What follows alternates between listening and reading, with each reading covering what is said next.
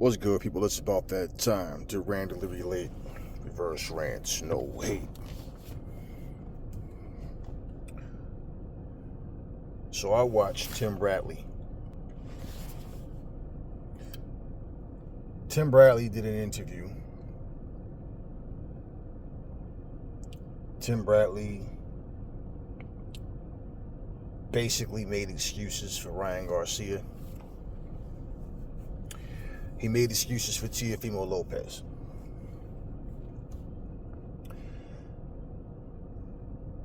Being called a monkey as a black man is meant that basically, who wants to be called a monkey, right? Period. But it's a word, just like coon. It's like being called a Sambo, right? These words are meant to be derogatory. So if you call someone a Sambo as a black man, it's because they're a sellout. When somebody else is not black and call you a Sambo, that means they observing that, yeah, this person's selling his own people out. Somebody call you a monkey, a coon, a nigger, any of that. It's just so funny how some people love to be heard when it's not even necessary. Now, Tim Bradley sat there and told a story about him and his son being in the car and they got pulled over. And he told his son to just keep your hands in the air and be still and all this and that. So when they realized who he was, wasn't long before they let him go. And then he said when his son asked him why did they get pulled over, he told him because of the color of his skin. Now, he sat there and cried like a little hoe. I have way worse and deeper stories than your story, Tim Bradley. I know people that have way deeper and worse stories than your story. You may even know some people that have far deeper stories than your story. But see, Tim, here's where you fuck up. See, not only do you give Teofimo Lopez and Ryan Garcia a pass and sit up there and make excuses as to why you don't take it that serious, but you are a typical Sambo. See, you had no problem expressing why you hate and can't stand Tank Davis, who's black just like you. You made it known several times you can't stand Tank Davis. Now, people that would say, yeah, but he said that he respected him as a fighter, so what? So what? He could have just kept his ignorant comments to himself. See, I watched Shannon Sharp sit there and get disrespected by Skip Bayless, who he, for whatever stupid reason, typical Sambo, thinking that everybody's your goddamn friend. Remember Skip Bayless? Put your glasses back on. Yeah. Everybody else, whether it was Kwame Brown, whether it was the Lakers players or whoever it was, everybody else Shannon Sharp had a problem with was black. When I see him, Skip, it's on side. When I see him, it's on side. Because I'm not the one to play them games, Skip.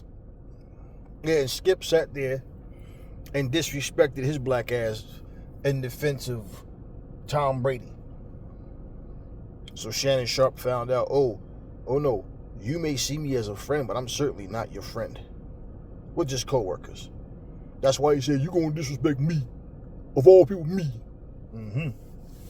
Learned the hard way. But did he actually learn what he should have learned? Or did he just learn that Skip wasn't who he thought he was? Did he learn the lesson overall? See, when you try to fit in with people, this is why they see you as a monkey and as a buck dancer, because they know that you're kissing ass to appease them. They know that. And the thing is, the people doing these things, the ones who are guilty of these acts, don't realize it. They figured you out. So you see, Tim Bradley, you had no problem speaking about how you felt about Tank Davis. But somehow you have nothing to say about Teofimo. You have nothing to say about Ryan Garcia. Now, I guarantee you, let's flip the script. That same incident, those police decide they want to unalive your son. And Ryan Garcia said he want to dig your dead son up so he can kill that nigga again. I guarantee you, you wouldn't have had the same reaction. I guarantee you wouldn't have. But to please your bosses at your commentating job and whatever you're doing, no, you sit back and you just let it slide. Oh, it's not that bad. I've dealt with worse. Well, according to your own story, Tim Bradley, didn't the police pull you over because their asses was racist?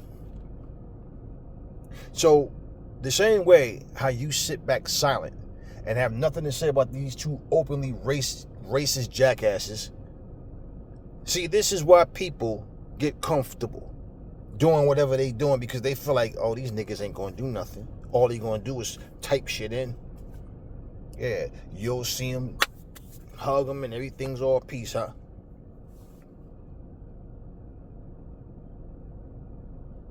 So what you actually doing, Tim Bradley, and where you fucked up is you open your mouth only when you really trying to really cut through the bone when it comes to black fighters. Just like you last month said, or was it early at the beginning of the month, when you said Devin Haney soft for going to sue Ryan Garcia, settle in the ring, that's soft. No, you sat there and cried like a little soft bitch. Man, what I went through. And right. Now, if Devin Haney had to decide he's going to put something hot inside of Ryan Garcia's body and take his soul, well, then guess what happens now? He's stupid, man. He should have did it that way. If you're going to do it in the ring or do it through the court system, But he does it through the court system, and he's soft. Like, you don't understand what really went on. I mean, I've heard you talk about how people don't know boxing, because people thought, and I'm one of them, that felt like every fight you had with Manny Pacquiao, you lost, including the first one. They just got the decision right in the second and third. You lost the first one too, but you've defended yourself in terms of that first fight for the people that feel like you didn't win. But check this out, Tim. You sit there and say all of this shit about Devin Haney, about Tank Davis, but you're always explaining yourself when it comes to a non-black fighter. It's always you want to make yourself clear that you're not disrespecting the fighter, you're just critiquing or giving your take, but you completely disrespect black fighters. Yes, you do. And see, if Devin Haney would have decided he's going to get some dudes to jump Ryan Garcia or whatever, because this isn't about selling it in the ring. You tried to take my life in the ring. You couldn't do it clean. You want the rematch, but you are going to get tested this time. And he's going to make weight and all those things that they let him get away with last time. Nah, we're not going to let that happen this time. But you felt the need to do an interview and call the man soft. Now, I will say, the type of person I am, yeah, I can understand and agree wanting to settle it in the right. I get it. Devin Haney, first off, is a pure boxer. This isn't about, okay, I went in there, I outpointed him, I got the decision. No, he wants something to really happen. Remember some years ago, decades ago, I forget her name, but was it Nancy Kerrigan? I could be wrong. I don't remember. That name just popped in my head. It was a skater. Two skaters, and one of the females, she either took a crowbar or had somebody do it, take it to her knee to get her disqualified, get her injured where she couldn't compete so she could win. That's the type of stuff I'm saying. See, people, they pay people to do things, or they'll do something to you outside of the ring, and then you'd be calling him a criminal. See, then you'd be saying he was stupid for ruining his career.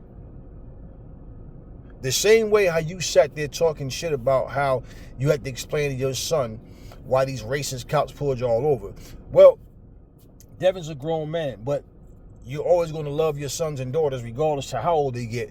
And for Bill Haney to be vocal and speaking about what's happening, and they want this dude to enroll in VADA testing if he's so, he wants the rematch, and they want the rematch, and to make sure that he's clean.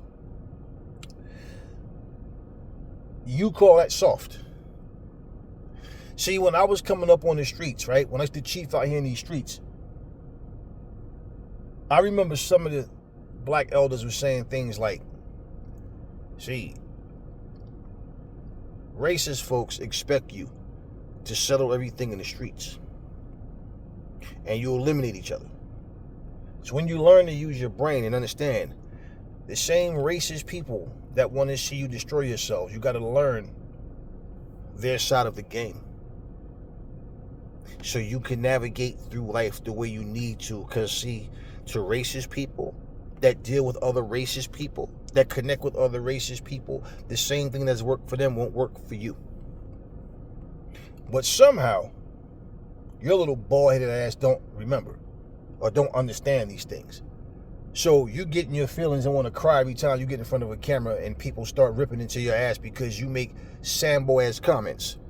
But you don't stop and look at yourself and realize, you know what, I shouldn't have said that. And we can pull up the footage, Tim. Video after video of you running your mouth, having something, you're always so outspoken. Sometimes it's just best not to say anything. This is exactly the type of stuff we're talking about.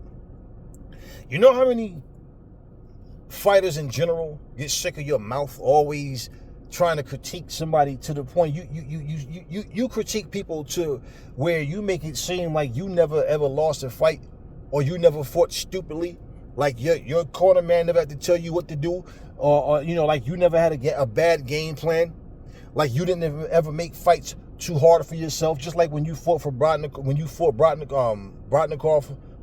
or whatever his name is, for example, and you made the fight so much harder fighting stupidly, but to ooh and ah the crowd, you didn't, use your boxing skills and just completely outclass this guy. No, you want to ooh and make the crowd ooh and ah, and then your ass end up going into an early retirement because of the amount of punishment that you had already taken. Okay, fine, Tim. But there's several non-black fighters that express their dislike for you because you talk too much shit. And once again, you basically don't have as much to say.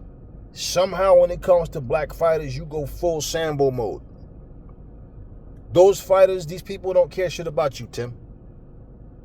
They don't care anything about you. And see, just like, for example, when you slightly critique Shakur, and he didn't like the fact that you even slightly critiqued him, you explained yourself because you like Shakur. You've always spoke highly of Shakur. So we're not going to say you're not at least selective with the black brothers that you speak good about. But when you go after somebody, you really go after them. But they're always black. So when you decide that you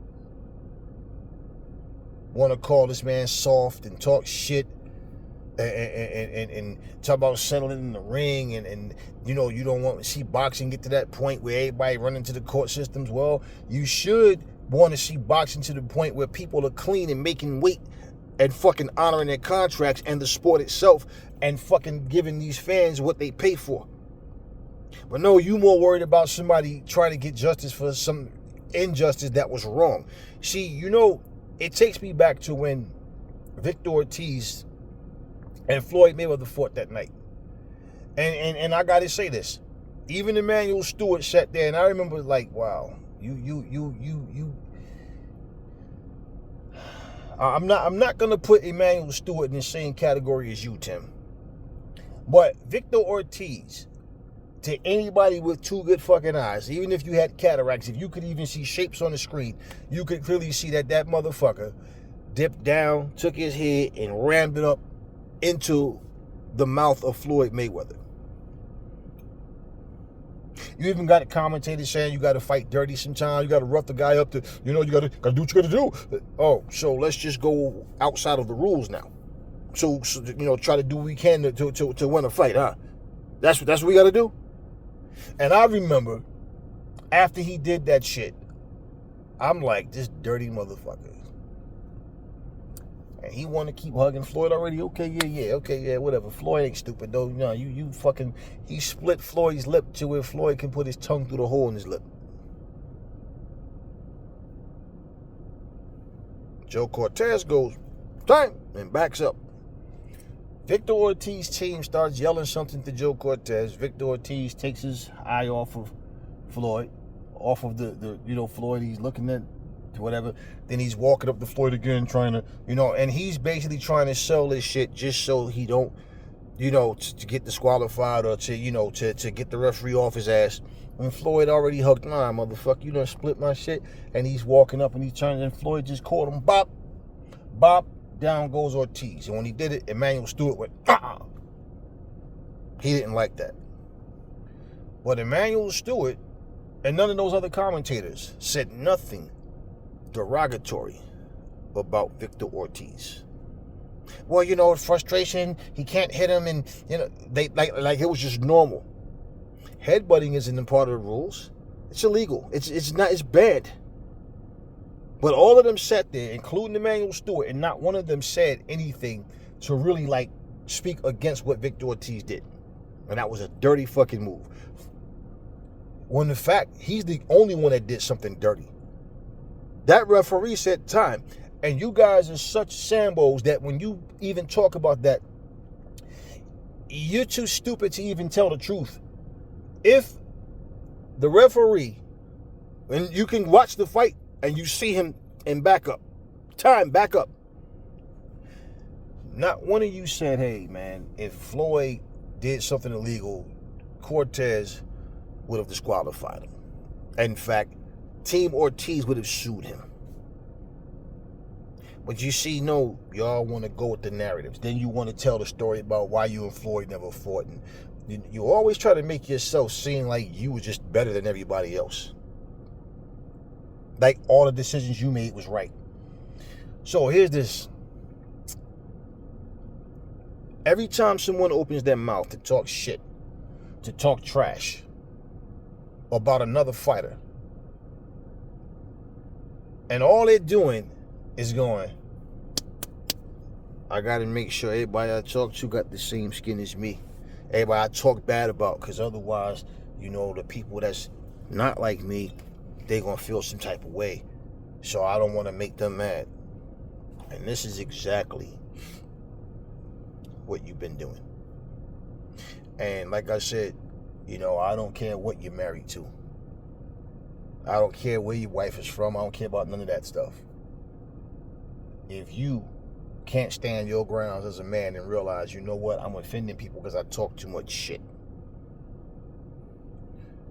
If you feel that that Devin's soft, that you could have just kept that shit to yourself.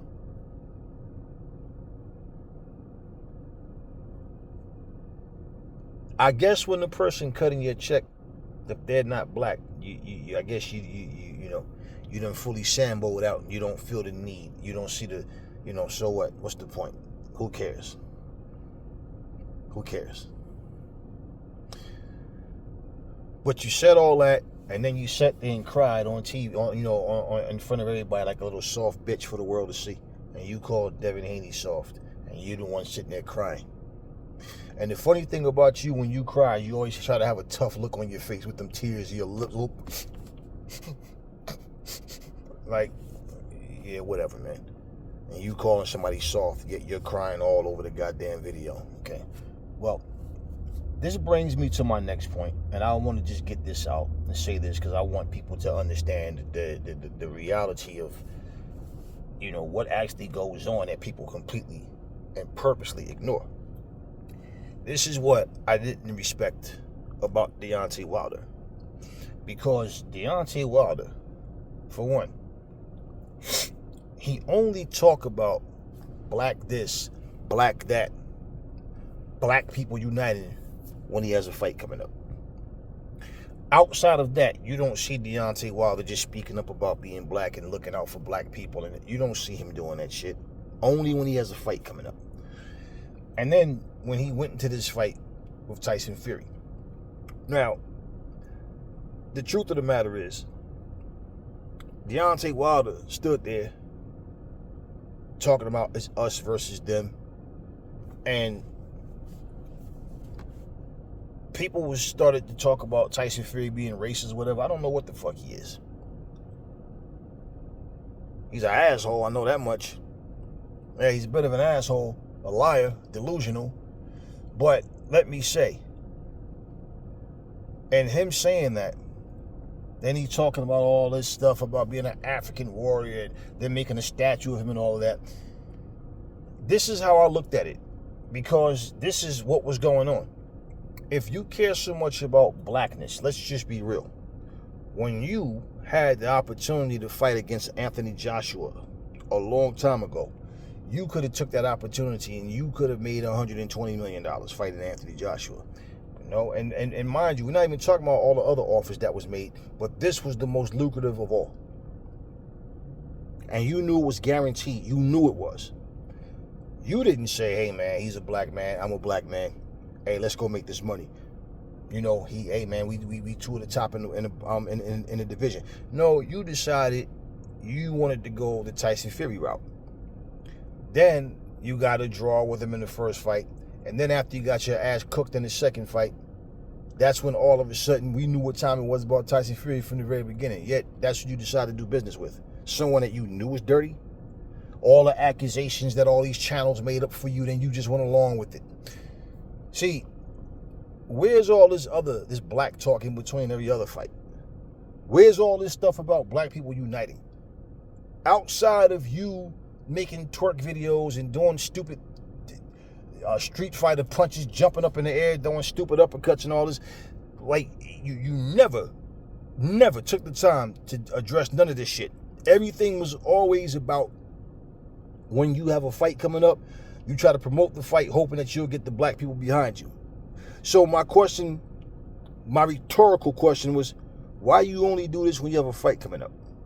In fact, even now, you care so much about your blackness and black people. Why you had nothing to say about Teofimo Lopez? Why you had nothing to say about Ryan Garcia? Because they're talking about you too, Alabama boy. They ain't talking about no. Bottom line, everything that they said, I don't have to sit here and explain to y'all grown asses what these racist sons of bitches meant when they said what they said. So all of that shit, you knew what time it was with Fury, but again, you went with the guy that you call the enemy. You went with the white-skinned guy, but everything is blackness when you want to promote your fight to get black people on your side. So I didn't respect that because that's just being an opportunist, and I never feel like his intentions were genuine. When he did that, to this day, the little poem and all of that, yeah, he's waiting to make his back to the ring. Let me talk. Let me get them stir something up. Let them know I'm still here. You stood there and got an attitude with Radio Raheem, stared him down to this day. Remember that shit? Huh? Because he asked you a question, and basically he wanted you to specify what you were saying because he don't want to assume or jump to conclusions. You told him you already know what I'm talking about, right? Stared him down, showed him attitude and everything. But you sat there at the press conference with Tyson Fury. Now you got all these fanboy channels that's saying that Tyson Fury's a racist and this and that. And you going to say that you already knew what time it was. Y'all knew what time it was with Fury anyway, but that's who you chose to do business with. And you sat there the whole time and wouldn't even say anything at the press conference. Then got your ass cooked again. You talked all of this shit and said that Anthony Joshua is over there buck dancing for Eddie Hearn when Shelly Finkel is just as white as Eddie Hearn is. And then guess what you did in your last fight? You went and jumped ship and went over there with Eddie Hearn. After all of the talk about him being a slave master and Anthony Joshua being a slave. So what did that make you? But your fanboys and these fanboy channels can't see through that shit. But they're selective with other black people who they don't care about, and they'll say whatever. But just when it comes to Deontay, and I'm like, nah, man. We already know that as a fighter, he's limited. He's just reduced to a right hand. You know, had a decent jab when he decided to use it. You know, has some quickness with his movement, but don't have a high ring IQ at all. We already knew that. But I don't respect all of that to this day, and black this, black that, because it's fight time. Now all of a sudden you want to express your blackness. You know, you fired Mark Breland, the black man. You said he poisoned your water, but your urine came back clean. But the motherfucker that sat there and watched Tyson Fury get his hands wrapped, the white guy. See, so when you go, it's us versus them, what are you talking about? And you fire the black guy and keep the white guy. Who basically, what was the biggest complaints? Loaded gloves, unpadded gloves. The water shit come up and, okay, well, Deontay, your urine came back clean, so nobody poisoned your water. Nobody put all this heebie-jeebie shit you're talking about. We don't know nothing about that, but your water wasn't poisoned.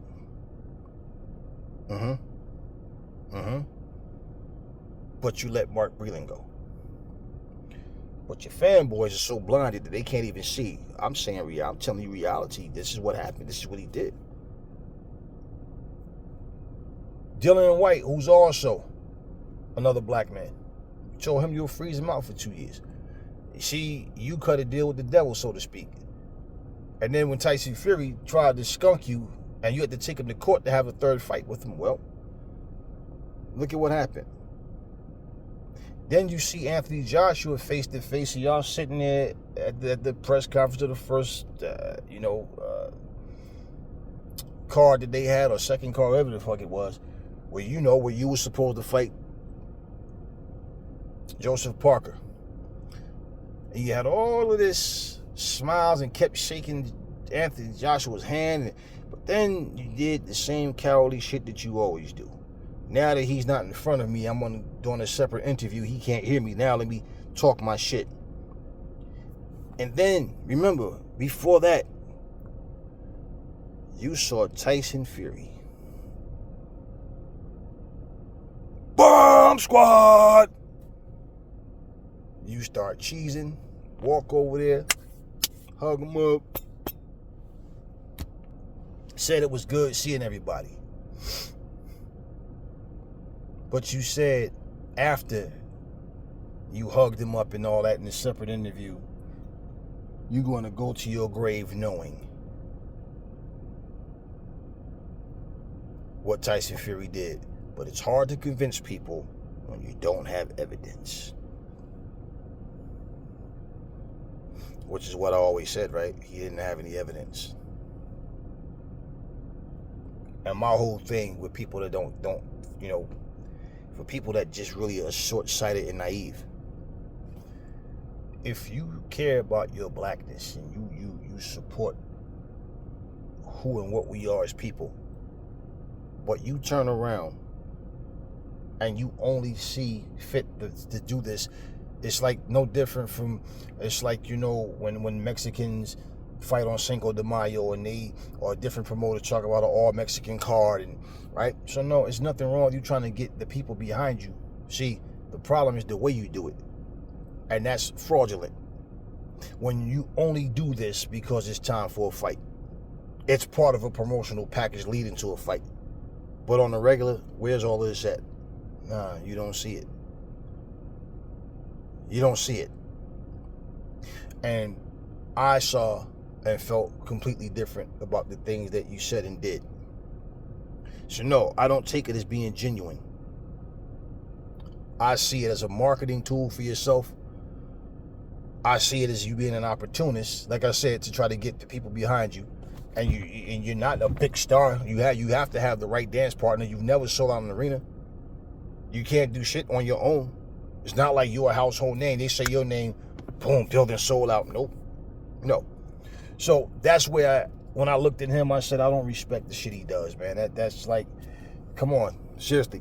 That's no different from Donald Trump talking about, you guys know Mickey Fox. She's one of the hottest artists. She is a he, asshole. You know, lying to the Mexican people.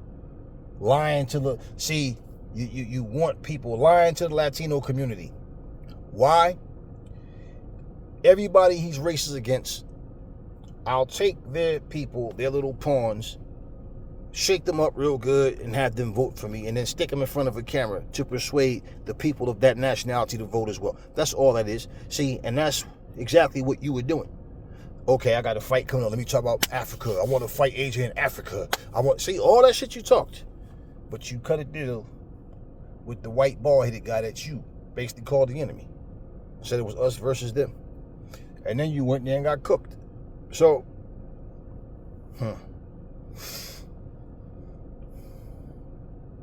that's my stance on that. But in closing, let me say, to people like Tim Bradley, you know, Sean Porter, you another one with the excuses. You another one that sit back and act like you know you don't see the wrong that's being done, and you feel sorry for the person because you don't really think that they're like that. Okay. What I'm going to say about Sean Porter is this. I don't see him as the exact same as Tim Bradley. But to pretend and to turn a blind eye. See, this is where I look at you motherfuckers. Especially, I look at you all when you do that. And it's like, well, what can a fighter say or do that will offend you? That has nothing to do with you.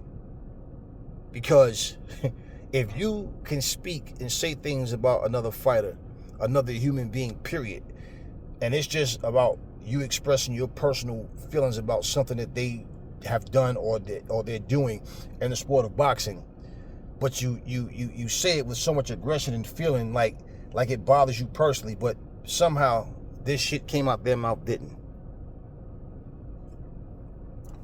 Tell y'all what, keep playing these games with yourselves. Keep sitting there thinking you have to play the rules of your massa. See what that's going to get you in the long run.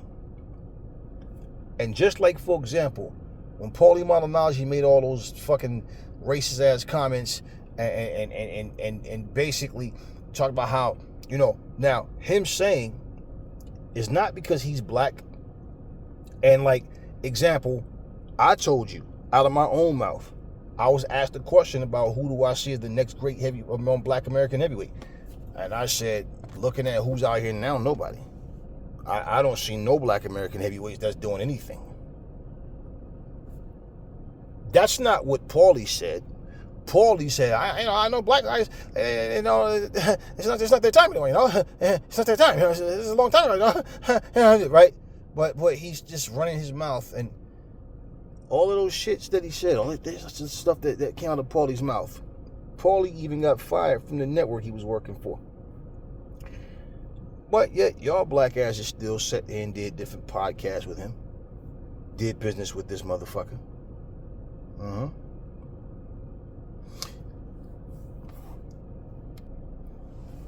Just like when Paulie was telling Devin Haney, I'm sorry, Lomachenko's the white boy that can beat you. All this shit that he was saying, right? You remember how when people kept, oh man, Devin Haney said he'd never let a white boy beat him. But how can you say he never let a white boy beat him? Like I said before, nobody brings up when Camacho said, man, can't none of them niggas beat, I could beat all them niggas. Yeah, nobody brings that up. Nobody brings up when Sergey Kovalev made his racist ass comment. Yeah, nobody brings those. See, this is exactly the point what I'm saying. But y'all will, well, yeah, I think Bernard shouldn't have said that. Yeah, I don't know, why Devin Haney said that. The sport is not about color. It's about making money. It's about putting, see how y'all quick to, but when it comes to somebody else, I mean, now, imagine even somebody saying, I never let a white boy beat me, versus somebody saying, I wish I could dig up a dead black man so I can kill that nigga again. I'm anti-black. I hate niggas. I hate black people.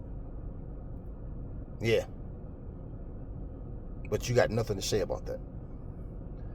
Tim Bradley, I don't know you personally. As a human being, I can respect a decent human being. As a person, as a human being. As a man, I lost all respect for you. Not that it has to matter to you, because you don't matter to me. You are a full-fledged sellout. A full-fledged Sambo sellout. And you sat there and ran your fucking raggedy-ass mouth and said all of the things that you said about Devin Haney. I made fun of Tank Davis. I said things about Devin Haney and Bill Haney as opposed to them, for one, supposedly being Muslims and all the cursing and swearing and rocking diamonds and all the shit that they do. All that alhamdulillah, Allah's the perfect planner, and saying all that shit don't mean nothing. Your lifestyle has to change. It's supposed to change. See, I don't personally care. See, but when you keep talking and like you saying all of this shit, and I didn't like the fact that Bill Haney started with Alicia Baumgartner when she made that comment, you can't argue with broke people, and same with Tank Davis with the whole niggas is definitely broke. We get money over here, blah, blah, all that. And y'all Muslims, though. Y'all black. And here's the thing about it. Jarrell Miller's a so-called Muslim, right? But all he do is attack black people. Always talking some stupid shit. Tank Davis supposed to be Muslim. Devin Haney supposed to be Muslim. But, all this righteous path life bullshit. And then, I see Bill Haney on the video giving food out to the homeless. So when you calling people broke, I don't respect that. And I've spoken about those things. See, and I like Bill Haney as a fighter, and the way Devin as a fighter, and the way his father promotes him and stands by his side. I respect that. Doesn't mean when I see them foul, I'm gonna sit back and go, nah, I gotta show favoritism. Nah, I don't do that. But here, you have everything to say about whatever a black fighter says it does, but when it comes to somebody being openly racist against black people, you zip your thick ass lips and you don't say a fucking word. And people look at you like you a joke, because that's what you are. A joke. So all that, I had to tell my son, and that we got pulled because I was skinny. Yeah, okay. Right. Just a cowardly way of not addressing Ryan Garcia and Teofimo Lopez properly, because you worried about your massa and how he's going to feel, what they're going to say, how you might lose your job based on. Come on, man. Come on, seriously. And the same thing. So this was my issue, and when I say my issue, it's never personal. I'm getting into the mood. I'm speaking in the mood that I'm feeling as I'm talking. But yeah, I'm not shocked about any of it. But when you are opening your mouth and saying the things that you're saying about all these black fighters, you don't think people understand and see differently? You got people that defend Lomachenko. They're not even from his country. They from here. But they speak against black fighters to defend Lomachenko. If Lomachenko had a choice to defend these same fans that defend him over somebody from his country, please, who the fuck you think Lomachenko gonna side with? He went over there during the war, right? Okay. So just because you got the same kind of hair as Lomachenko, the same skin color, the same eye, you are not the fucking same in his eyes. But this is America for you. So my whole thing with that is, like I've been saying, everybody from every race can walk around on American soil waving their flags, streets and neighborhoods full of people from their country. Great, no problem. But at the same time, you're no longer in that country you're from.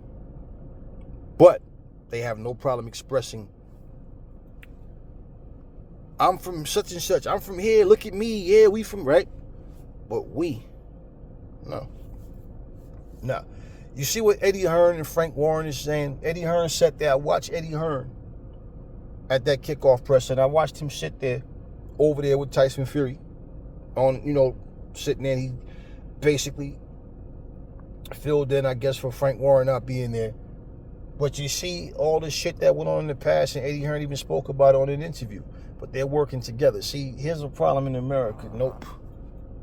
See, because all you black people want to get money, and then, yeah, nigga, you broke. I got money, nigga. We got money over here, nigga. But some people see other people know how to. We about to bridge the gap, and we gonna make money and take advantage of these markets that other people are not.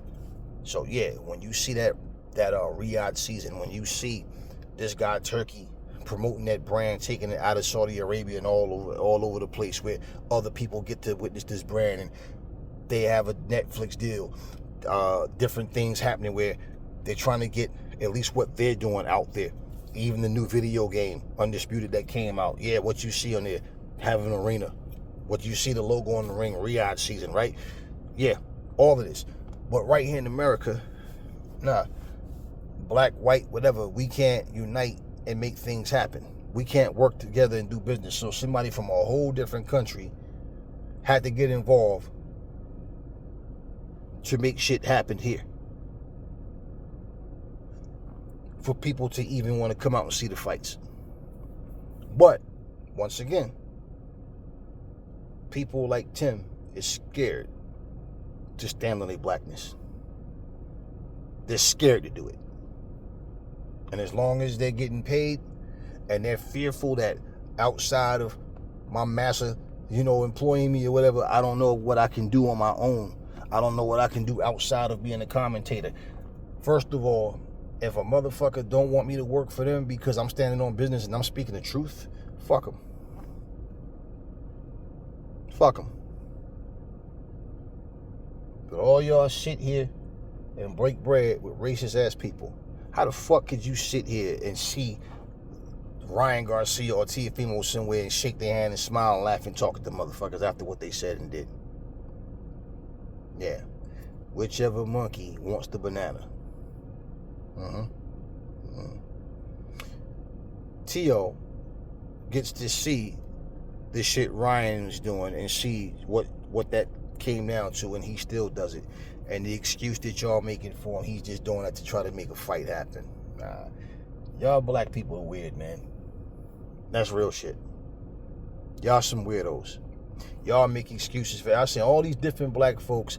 I can say I saw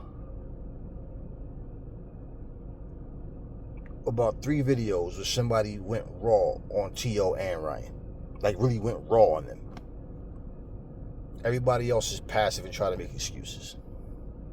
I done talked about your little boy-headed ass enough. I'm tired of talking about this shit right now. Talk to me in the comment section, y'all. Never fall in love with lies. Remember, the truth brings hate out of people. And I will catch y'all on the next video. Toby be good nigga for massa. Don't send Toby away. Toby be good for your hand, boss. You can stay. Toby stay. Toby stay. Toby be good now. Toby be real good.